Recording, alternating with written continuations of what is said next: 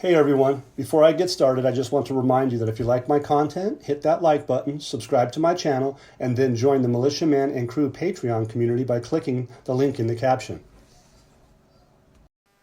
Hey, good afternoon. Militiaman here. It's Monday, and we got a few good items to talk about. But firstly, I'd like to ask you guys if you're interested to join Patreon group. It's where we have a in-depth analysis of all the fantastic articles that Samson brings me daily. She brings us an immense amount of work. She works at a different time zone than I do, and she'll send pages and pages of data, and then I'll skim through them on my time zone era during the day. And anyway, we have a wonderful Discord chat room that you can check out and see if you like it. So please, if you'd like to join us, we'd love to have you. Today we had, well, actually yesterday we had Al-Sudani, the Prime Minister. He, in the morning time frame, he went off to Egypt to do some economic and financial activations for different agreements that they had for many years ago. And back in, what was it, November of 2020, there was like 15 different agreements that they had together. And those 15 agreements were all about electricity, power, water, construction, everything. I mean, just everything that goes along with that stuff.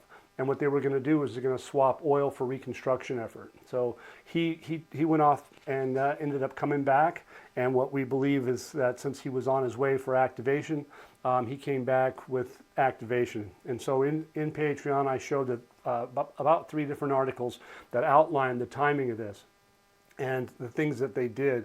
So back in 2020, once they got started with the process of these agreements, these 15 agreements, it allowed them to work over the last 2 years to get the electric grid started.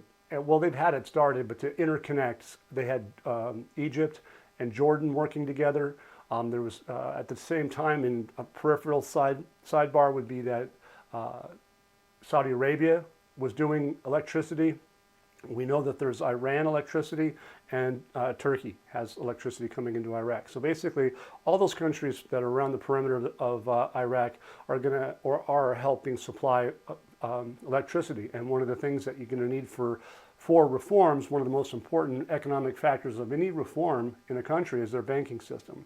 And our banking systems at this day and age, they need 24/7 power, and that is likely what they're going to have when this gets going, or if they haven't already.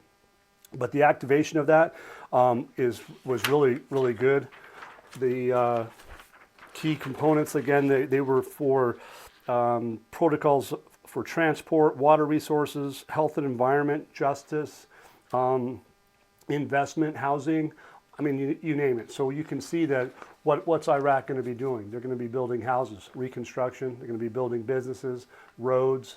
You got the China agreement for roads. You've got, I think it was Italy that has some key components for the road systems that we just all see in the news lately. I don't have those in front of me, but they're even talking about making sure that the maritime items are, activated, all those types of things. And so the cool part about it was he got home yesterday, and his reason for going was activation. So what we're seeing in the news lately are some key words is activate and implement. And that's where we are with that side. And also keep in mind, I won't forget, is water is in the news, because when they go to build out this country, they're going to increase, believe it or not, the population will probably grow significantly because of foreign workers are going to come in to support all the jobs. One really good job can support anywhere from 4 to 10, maybe as high as 15 different other jobs in a country like Iraq. So that's pretty powerful. Another interesting thing that happened today, which is besides the fact that the CBI is still talking about the electronic platforms, point of sales, what we're talking about now is point of sales or platforms are dealing with foreign currencies. And it was a note that the Grand Ayatollah Al-Sistani came out today, and he had I guess, 7 edicts that he wanted to talk to the citizens about. And he says well, basically the news is he answered a package of questions related to monetary transactions in various foreign currencies. This is a religious man. Granted, he is the biggest, highest leading Muslim cleric out there in the world. And so he's talking to the citizens. And if he talks, the citizens listen. They really do. One of the questions, let's see, was, is it correct to deal with counterfeit, adulterated paper money? And obviously the answer to that is no, it's forbidden. Don't deal with foreign or invalid currencies. So he goes with that. Third question was basically, if a Muslim borrows a sum of money from a Muslim, after a period of time the market value of that currency declines, is he obligated to pay the lender the amount he borrowed himself, or what is equal to its market value at the time of fulfillment? He says, is there any difference if the lender is an infidel? Well, he says he pays the same amount borrowed without difference in the lender between a Muslim and an infidel. So I guess that means me and you fit that category, because if you're not Muslim, yeah, I guess you're considered an infidel. But on down to, I think it was number 4, which is really phenomenal.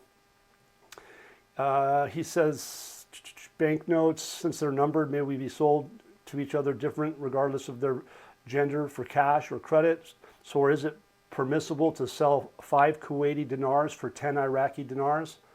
Absolutely. Interesting about that point is that he's given an example. Not to say that that's what he's a literal example, but he is giving an example of, yeah, if you want to buy and sell the currencies, whether it be the Kuwait dinar for 5 and you pay 10, that's okay. We allow that. And then ultimately, he's talking about other foreign currencies. Is it permissible to buy the US dollar against the Australian dollar for exchange shops? Is it permissible to work in exchange shops, including exchanges for other currencies?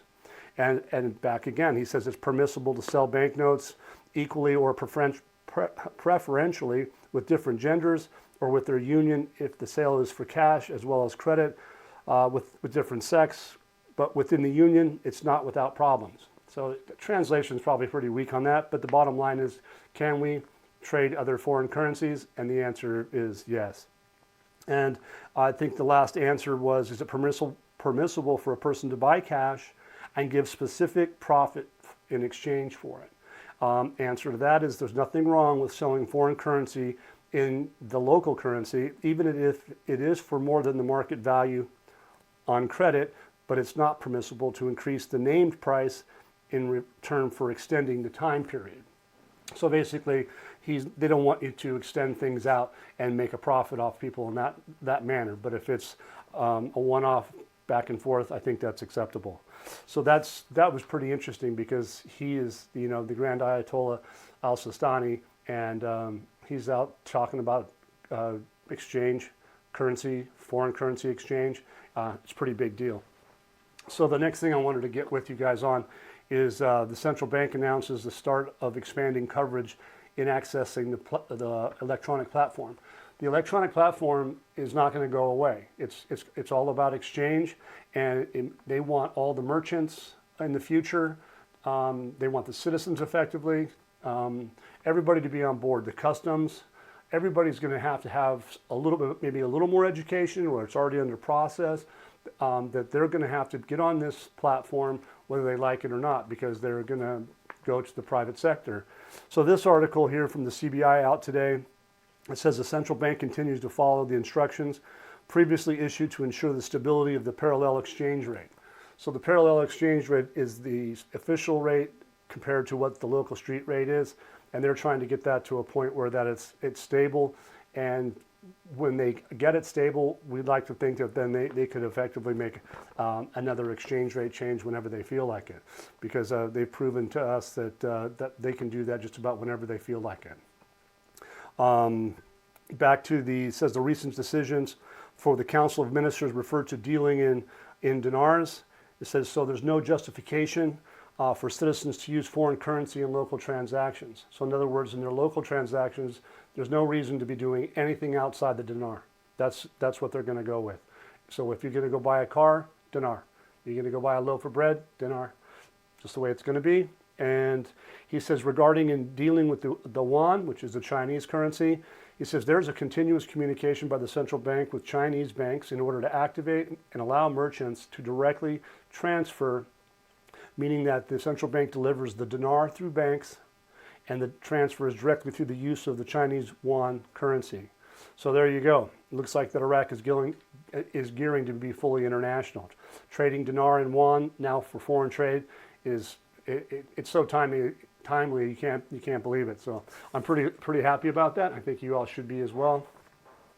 The last thing I want to talk about today in brief is the implementation of the cabinet's decision regarding the deployment of point-of-sale devices. So they're picking up speed with these point-of-sale devices. They're not just doing here a few there. They're actually going into a regiment that they're going to require everybody within a time frame, all banks, businesses, people that offer sales are going to have to use the point of sale, have the ability to use the point of sale.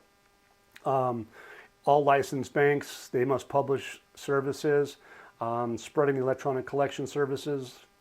They need to be licensed, have the proper systems. It's all their responsibility. And they have to do that with the accordance of the controls and instructions issued by the bank. So they're really pushing this forward. The second thing they have here is that exempting electronic payment and collection services, POS devices, and automated teller machines for payment and collection systems with bank cards imported by banks from customs, fees, and taxes in all their forms. So it sounds like they're going to give them a break for those items, taxes,